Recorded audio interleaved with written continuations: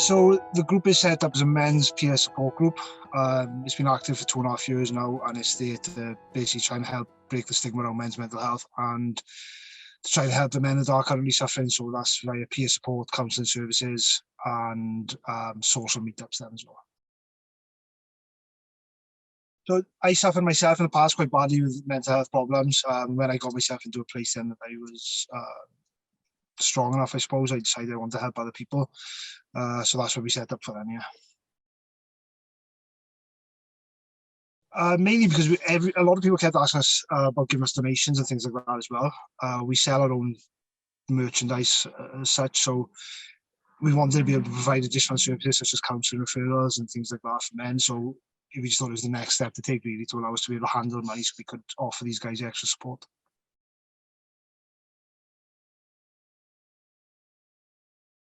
It's only done voluntary at the moment. I only do it nights and weekends. I work otherwise Monday to Friday, but for me it's just helping the men out that are struggling. I said I was in a bad place, so knowing that we're directly helping someone is yeah, it feels amazing, to be honest. Thomas, I know Tom anyway, Tom Sarscott. We actually had a boxing match against each other a couple of Christmases ago, that he beat me, so you don't let that one go. But yeah, so I know Tom's well. He's been great in all training us, because we said me and the other director both work full time. He's happy to accommodate us outside of working hours and things like that, which is it's difficult. As you know, the difficulty is trying to pin me down to do this interview as well. It is very difficult.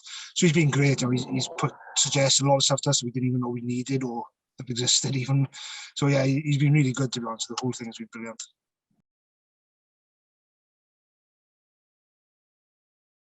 So the biggest challenges we've had is none of us have ever done anything like this before.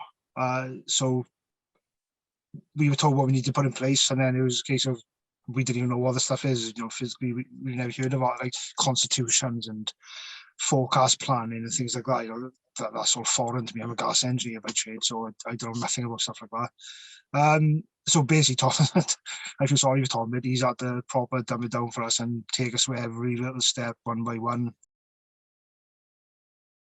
It has, but only in the fact of we've gone really, really busy. A lot of people's obviously self-isolated things, so mental health is very difficult at the moment for a lot of people. So our numbers in terms of group members now have gone through the roof, to be honest, in the last 6 months, especially the last 3 months. It's gone really busy. But then in terms of funding and stuff like that, where we would go out and perhaps trying to raise money, things we haven't been able to. So it's been negative and positive. It has, really. If positive is the right word to use. To be honest, it was getting our first sort of grant funding from the Welsh Government Cymdeithas Health Board. It's allowed us to put 35 men directly through counselling rather than waiting 12, 18 months on the NHS at the moment. So we've got them through within sort of a week, 2 weeks. So that's been amazing to be able to offer that service to people. It's not, we can't guarantee we can do that all the time, because at the moment we're still working on how we sustain the money basically within the organisation, so we can offer this as a a regular thing. But the initial part, though, yeah, that's been the highlight so far. It's difficult, it is, because we want to be able to help as many men as we can, but to do that takes a lot of time, and at the moment we are stretched massively in terms of working full time, both having families, running the group as in being interactive with members, and also then doing the background stuff to get us into a position where we can do more.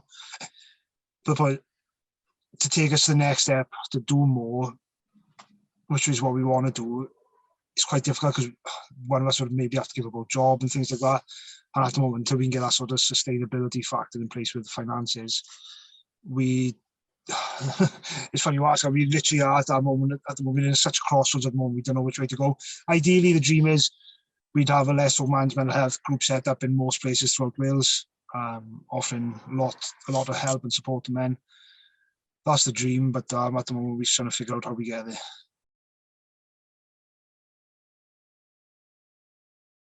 Yeah, definitely, because there's some stuff you literally will not think about or you don't even know exists. So, and it's a great service. Tom has been fantastic. The other people I spoke to right at the early start before Tom was involved. Yeah, it's been brilliant. So definitely reach out to them. Yeah. I'd say definitely do your research as much as you can. You know, having an idea is a fantastic thing. If it's a dream of yours, then definitely go with it. But before you jump in, definitely do your research into everything that's involved in setting up a business. Speak to people like yourselves first, I would, because we'll give you really good advice. But yeah, definitely do a lot of as much research as you can, really, so you know what you get involved in before you just jump into it, like we did.